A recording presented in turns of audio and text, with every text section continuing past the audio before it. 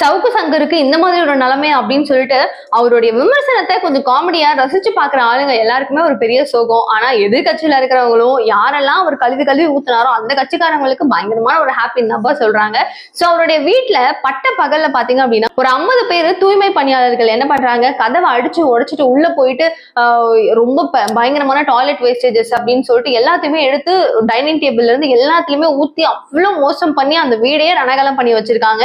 So எல்லாத்தையும் அடிச்சு உடைச்சிட்டு வீடியோ கால் வேற அவருக்கு பண்ணிருக்காங்க. இந்த மாதிரி நாங்க உங்க வீட்டுல இதெல்லாம் பண்ணிருக்கோம் அப்படின்னு சொல்லிட்டு. சோ இதை வந்து அவர் ரெக்கார்டும் பண்ணி வச்சுட்டு என்னடா இப்படி எல்லாம் வேலை பார்த்திருக்கீங்க அப்படின்னு சொல்லிட்டு டைமோட அவர் ரிலீஸ் பண்ணிருக்காரு.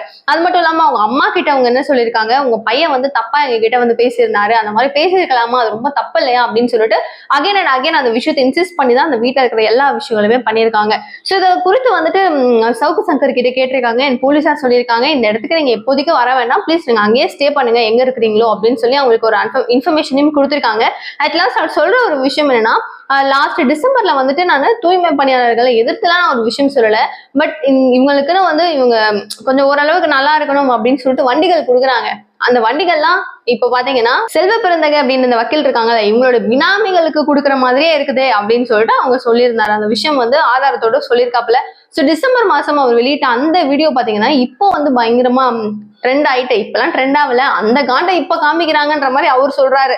சோ அந்த வகையில இது வந்து எப்படி இதெல்லாம் சாத்தியம் அப்படின்னு பார்க்கும்போது யூனிஃபார்ம்ஸ் எல்லாம் போட்டு உள்ள வந்திருக்காங்க. மேபி அந்த இஷ்யூவா தான் இருக்குமோ அப்படின்ற ஒரு கோர்வையும் நடுவுல வருது. ஆனா இவர் வந்து பாத்தீங்கன்னா விமர்சனம் கொடுக்கறதன் மூலமா, அதுவும் முக்கியமா அவருக்கு பரம் எதிரி டிஎம்கேன்ற மாதிரி தான் பேசுவார் இல்லையா. சோ அதனால அவர் வாங்காத அடி கிடையாது, போகாத ஸ்டேஷன் கிடையாதுன்ற மாதிரி அவர் பாதி நாள் ஜெயில தான் வச்சு திரும்பவும் வந்து விமர்சனங்கள் கொடுத்துட்டு தான் எதுக்குமே நான் அஞ்ச மாட்டேங்கிற மாதிரி தான் நடந்துப்பாரு. அதுவும் இப்பதான் ஒரு 3 மாசத்துக்கு முன்னாடி தாங்க நான் வீடை மாத்தி வந்திருக்கேன், இந்த வீடு யாருக்குமே தெரியாது, சடனா வந்து நீங்க இவ்வளவு பேர் வந்திருக்காங்கன்னும் போது என்னால ஏத்துக்கவே முடியல, இது யாருடைய தயவுல தான் இந்த விஷயம் நடந்திருக்கு அப்படின்னு சொல்லிட்டு ரொம்பவே வந்து பாத்தீங்கன்னா டென்ஷனோட பயங்கர ஒரு ரொம்ப ஃபியரோடவே அவர் பேசிட்டு இருக்காரு.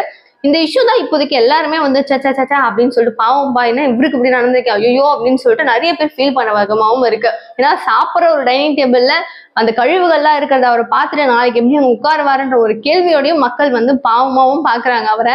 இதுக்கு இந்த கட்சி காரணம் அந்த கட்சி காரணம் அப்படின்னு திரும்பவும் இப்ப எல்லாரும் பேசவும் ஆரம்பிச்சாச்சு.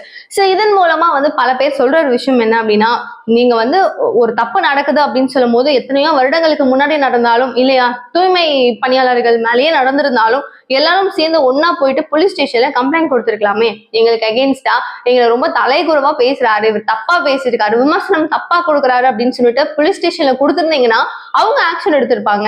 அவங்க சட்டம் ஒழுங்கு சரியில்லை அப்படின்னு சொல்லிட்டு அவங்க அதுக்கான ஒரு முடிவு என்ன அப்படின்றத அவங்க பார்த்திருப்பாங்க. நீங்க எதுக்குமே அனுமதிக்காம நீங்க களத்துல இறங்கி வேலை பார்த்திருக்கிறீங்க அப்படின்னும் போது எவ்வளவு பெரிய ஒரு குற்றம் அப்படின்னு சொல்லிட்டு அவங்க தரப்புல இருந்து பயங்கரமான சில கேள்விகளும் கேட்டு வந்துட்டு இருக்காங்க.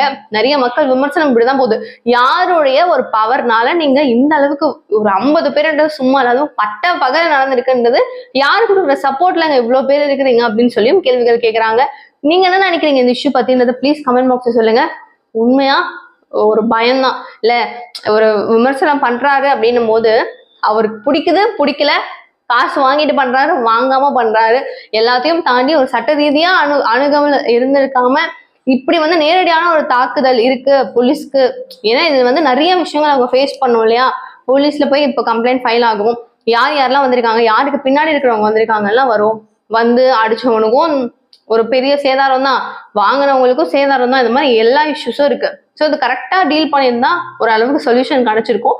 பட் டாஸ்ட் என்ன நடக்க போகுதுன்றதை பார்க்கலாம். நீங்க என்ன நினைக்கிறீங்க இந்த இஷ்யூ பத்தினதை ப்ளீஸ் கமெண்ட் பாக்ஸ் சொல்லுங்க. நிறைய அப்டேட் பேசிட்டே இருக்கலாம், தெரிஞ்சுக்கணும்னா சேனலை சப்ஸ்கிரைப் பண்ணிக்கோங்க.